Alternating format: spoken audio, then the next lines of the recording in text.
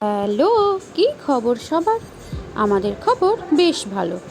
নতুন একটা ভিডিওতে সবাইকে জানাই স্বাগত।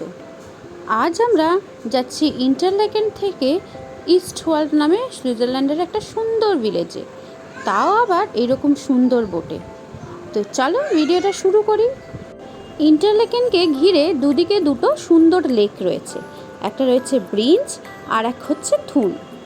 তো এই ব্রিঞ্জ আর থুন দুটো লেকেই এরকম রিভার ক্রুজ বা বোটের অপশন রয়েছে, যাতে করে এই লেকে ঘোরা যায়। এবং এই যে লেকের চারপাশে বিভিন্ন রকম গ্রাম রয়েছে, যার সৌন্দর্য ভাষায় প্রকাশ করা যাবে না, এই বোটটা সেই সমস্ত গ্রামে পৌঁছে দেয়। আমাদের কাছে ছিল সুইস পাসের মাধ্যমে এই বোটগুলোতে ফ্রিতেই চাপা যায়। তো আমরা একটা নির্দিষ্ট সময়ের বোটে চেপে বসলাম। আমরা ভেবেছিলাম বোট রাইডটাও এনজয় করা যাবে, প্লাস যেখানে ইচ্ছা হয় সেখানে নেমে যাব। তখনও বোটটা চলতে শুরু করেনি। আমরা ঘুরে ঘুরে দেখছিলাম ঠিক কোন জায়গায় বসলে আমরা বাইরের ভিউটা খুব সুন্দর দেখতে পাবো, রোদ লাগবে না, এই সব আর কি। অনেক অপশান থাকলে যেটা হয়। তারপর বোটের ভিতরটা চারিদিকে ঘুরে ঘুরে দেখছিলাম, ঠিক কোন জায়গাটা প্রেফার করব সেটা বুঝতে পারছিলাম না। তারপর দেখলাম যেহেতু তখনও শুরু হয়নি বোটটা, ওইটা থেমেছিল, আস্তে আস্তে বোট চলতে শুরু করে দিল।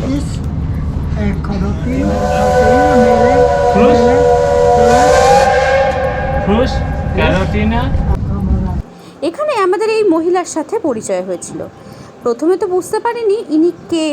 তারপরে যখন আস্তে আস্তে সময় যাচ্ছিল, এই বোটের যত সমস্ত এমপ্লয়িরা ছিল তারা যখন ওনাকে খুব স্পেশাল ট্রিটমেন্ট দিচ্ছিল, তখন আমাদের মনে হচ্ছিল যে তাহলে এটা খুব বিখ্যাত কিছু মানুষ হবে।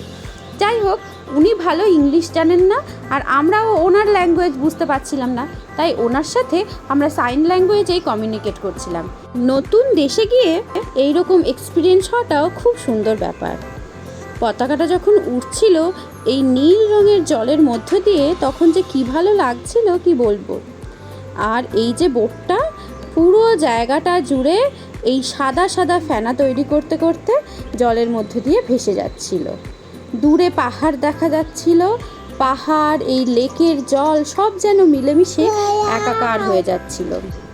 বোটটা যখন এক একটা গ্রামের পাশ দিয়ে আসছিল, তখন গ্রামের ওই ছোট ছোট বাড়িগুলো দেখতে পাওয়া যাচ্ছিল, যেন ছবিতে আঁকা এই সমস্ত বাড়িঘরগুলো দেখতে ভারী সুন্দর লাগছিল। তারপর আর একটা জায়গা এলো, যেটা এত সুন্দর একটা ঝর্ণা ছিল, সেই ঝর্ণার জলটা এই লেকের মধ্যে পড়ছিল, কি দারুণ লাগছিল। এই বোটটার মধ্যে থেকে বেরিয়ে যখন এই পাহাড় আর এত সুন্দর জল দেখা যাচ্ছিল, তখন তো মনটা আনন্দে ভেসে যাচ্ছিল। আর এই যে রাইনকে নিয়ে দেবাশিস, রাইনের এখানে আমরা ছবি তোলার চেষ্টা করছিলাম। রাইন হঠাৎ করেই একটু খিটখিটে মেজাজের হয়ে গেছিল। অনেক সকালে বেরিয়েছে, সারাদিন রাস্তায় রাস্তায় ঘুরছিল, তাই হয়তো। এই যে বোটটা একটা স্টপে থামলো, আর এরা এইভাবে নৌকাটাকে থামালো। আর এই একটা রাস্তা ছিল, যে রাস্তার মধ্য দিয়ে সহজে লোকজন আসতে পারে, গাড়ি নিয়েও সাইকেল নিয়েও ঢুকতে পারে। ইউরোপে এই একটা সুবিধা রয়েছে, বাসে ট্রেনে সব জায়গায় সাইকেল বাইক নিয়ে লোকজন উঠতে পারে। আমাদের স্ট্রলারটা নিয়েও তাই কোথাও ওঠাউঠি করতে কোনো সমস্যা হয়নি। এই স্টপটার থেকে যখন বেরিয়ে যাচ্ছিল, দূর থেকে এই স্টপটাকে দেখে ভারী ভালো লাগছিল। এরপর রাইনকে নিয়ে আমার ছবি তোলার পালা। আমার খুব ভয় হচ্ছিল এই ধারটায় আসতে, কিন্তু ছবি তো তুলতেই হবে। কোনো রকমে রাইনকে জাপটে জুপটে ধরে আমরা ছবি তুলছিলাম, আর বোট তখন নিজের গতিতে সামনের দিকে এগিয়ে যাচ্ছিল। আমরা যেহেতু তিনজনই ছিলাম, আমাদের নিজেদের তিনজনের একসাথে কোনো ছবি ছিল না, তাই এখানে দেবাশিস এই ক্যামেরাটা সেলফি মোডে করে নিজেদের ছবি তোলার চেষ্টা করছিল। অনেকক্ষণ ধরে এই রোদটা গায়ে মাখতে বেশ ভালো লাগছিল। তারপর চলে এলো আরও একটা স্টপ।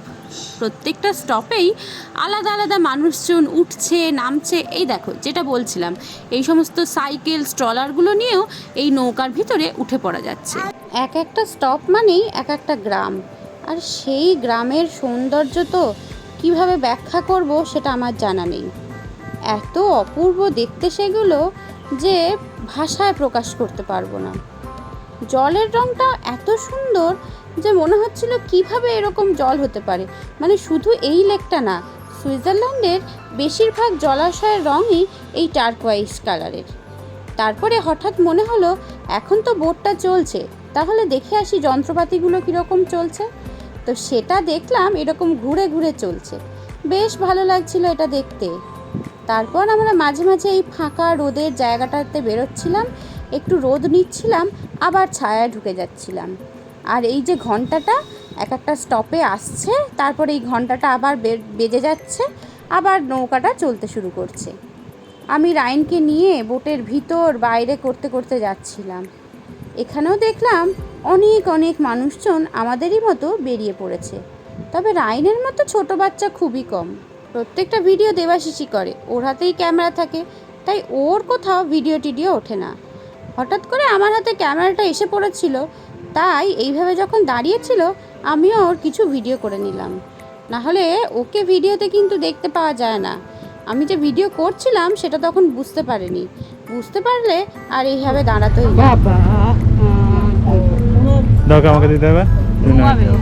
যখন আমরা বোটে চেপেছিলাম তখন মোটামুটি দুপুরের সময় হয়ে গেছিলো। রাইনেরও এদিকে ঘুম পেয়ে গেছিলো, তাই দেবাশিস ওকে ঘুরে ঘুরে ঘুম পাড়াচ্ছে। আর সেই ফাঁকে আমিও এই সমস্ত ভিডিও কিছু করে নিচ্ছিলাম। এরপর আস্তে আস্তে সেই গ্রামের কাছে আমরা পৌঁছে গেলাম যে গ্রামে আমরা আসতে চেয়েছিলাম, মানে ইস্টওয়ার্ল্ড আর কি। তো এখানে আমরা গ্রামের মধ্যেও ঘোরাফেরা করব। বোটটা যখন এসে থামলো তখন আমরা তল্পা গুটিয়ে ব্যাগপত্র নিয়ে স্ট্রলার নিয়ে আস্তে আস্তে এই গ্রামের মধ্যে নেমে গেলাম। গ্রামের মধ্যে তো আমরা ঘোরাঘুরি করব, তারপরে রাইনও ঘুম থেকে উঠবে, খাওয়া দাওয়া করবে, আরও অনেক অনেক জিনিস আমরা গ্রামের মধ্যে করেছিলাম। সেই ভিডিওটা পরের দিনের জন্য তুলে রাখলাম। আজকের মতো ভিডিওটা এখানেই শেষ করছি। বোট আমাদের নামিয়ে দিলে আবার পরের গন্তব্যের উদ্দেশ্যে রওনা দিয়ে দিল। ভিডিওটা যদি তোমাদের ভালো লেগে থাকে তাহলে অবশ্যই আমাকে জানিও কমেন্টের মাধ্যমে, আর ভিডিওটা লাইক করতে ভুলো না। দেখা হবে পরের ভিডিওতে। সুস্থ থেকো, ভালো থেকো, টেক কেয়ার, বাই।